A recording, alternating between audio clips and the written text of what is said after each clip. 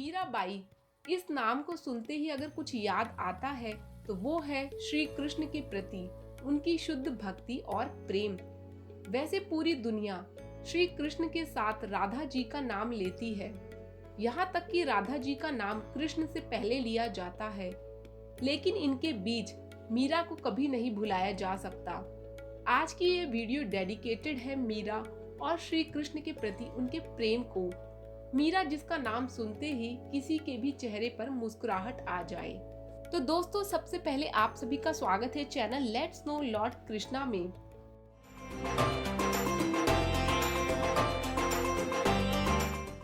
अगर आपने अभी तक चैनल को सब्सक्राइब नहीं किया है तो प्लीज यहाँ से चैनल को सब्सक्राइब कर दे, साथ ही बेल आइकन पर भी जरूर क्लिक कर दे ताकि आपको आगे आने वाली हर वीडियो की जानकारी मिल सके।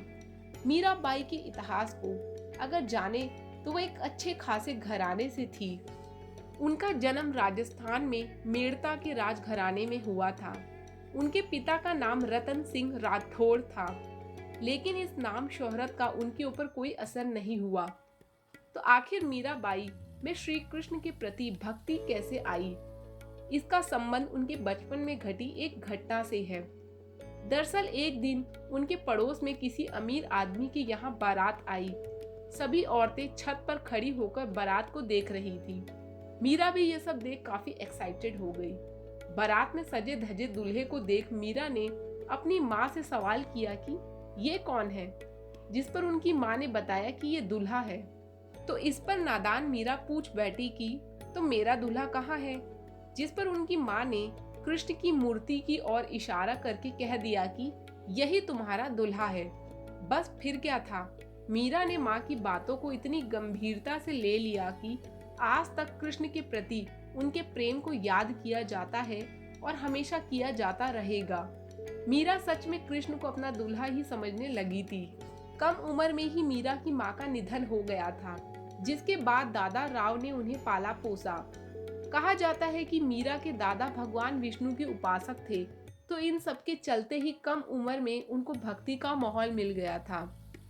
मीराबाई के जब विवाह की बात उठी तो उन्होंने शादी से साफ मना कर दिया, क्योंकि उनकी नजर में तो कृष्ण पहले से ही उनके दूल्हा बन चुके हैं। ऐसे में किसी दूसरे का मतलब ही नहीं बनता। लेकिन न परिवार वालों को उनकी बात समझ आती थी और न मीरा को परिवार वालों की। लेकिन रीति रिवाज और दुनियादारी को निभाने के दबाव के चलते उन्हें हाँ करनी पड़ी। तो मीरा की शादी हुई उदयपुर के महाराणा भोजराज से, जो महाराणा सांगा के पुत्र थे। अभी तक एक बात अच्छे से समझ आ गई कि वो किसी मामूली परिवार से नहीं थी। मीरा के पास सब कुछ था, जिसे वो कृष्ण के खातिर आगे दांव पर लगाने वाली थी। विवाह में फेरों के समय भी मीरा ने कृष्ण की मूर्ति को अपने हाथ में ही पकड़े रखा था।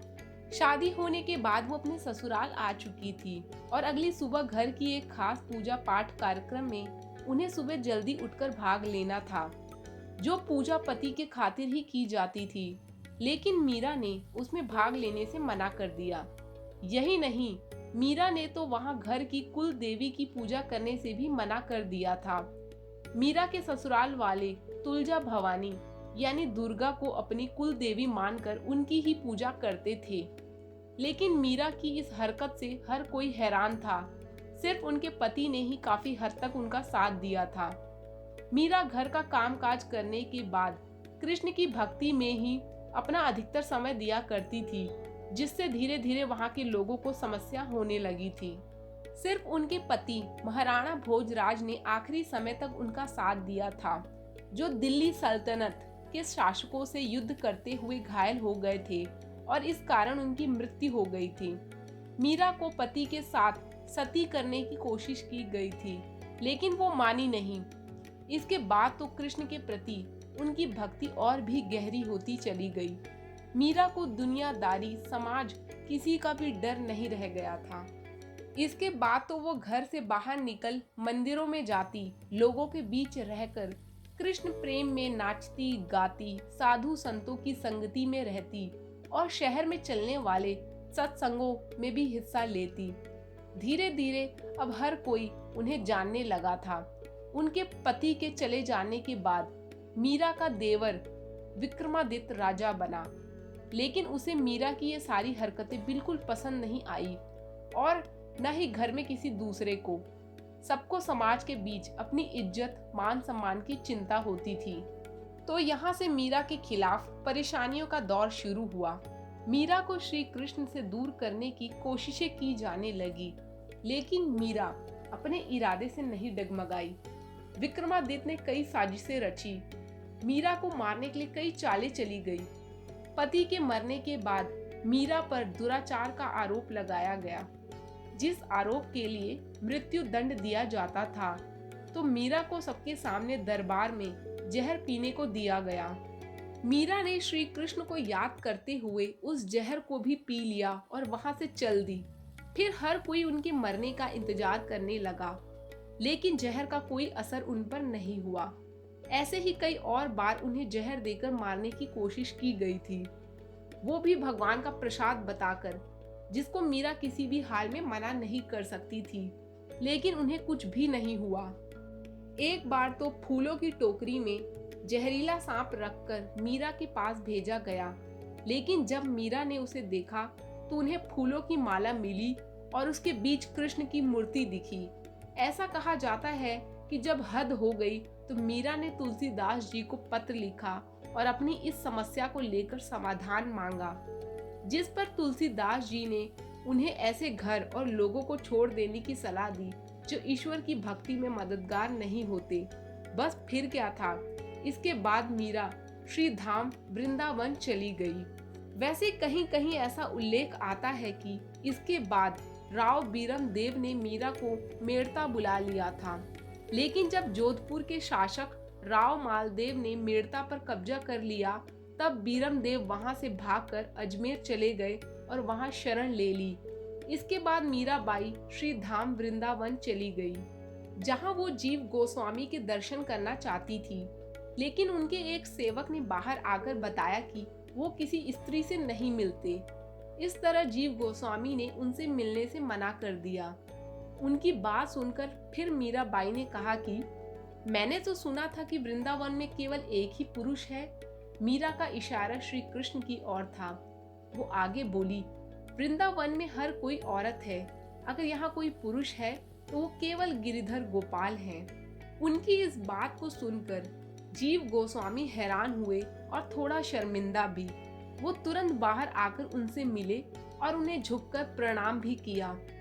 इस घटना के बाद मीराबाई वृंदावन से द्वारका धाम चली गई, क्योंकि उन्होंने माना कि शादी के बाद एक स्त्री का घर उसका ससुराल ही होता है और वो कृष्ण को अपने पति रूप में मान चुकी थी, जिसके चलते वो कृष्ण की द्वारका नगरी चली गई।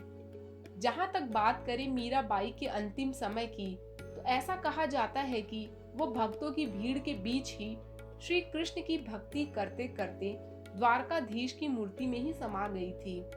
भगवान कृष्ण ने उनके प्रेम को स्वीकार करते हुए उन्हें अपने परम धाम बुला लिया। सिर्फ उनकी साड़ी का एक छोर ही मूर्ति के पास मिला था। ये बात किसी को भी हैरान कर सकती है। वैसे एक मान्यता के अनुसार मीरापुर जन्म में वृंदावन में एक गोपी थी, जिनका नाम ललिता था। वो राधा जी की 8 प्रमुख सहेलियों में से एक थी। उस समय उनका विवाह किसी और से कर दिया गया था, जिसके चलते कृष्ण के विरह में उन्होंने अपने प्राण त्याग दिए थे। उसके बाद वही ललिता मीरा बनकर आई और कृष्ण प्रेम में समा गई। तो दोस्तों, ये थी मीराबाई और कृष्ण के प्रति उनके प्रेम की कथा। अगर आपको वीडियो पसंद आई हो तो इसे प्लीज लाइक और शेयर करना ना भूलें। साथ ही channel let's know lord Krishna को भी सब्सक्राइब कर दें। धन्यवाद। हरे कृष्णा।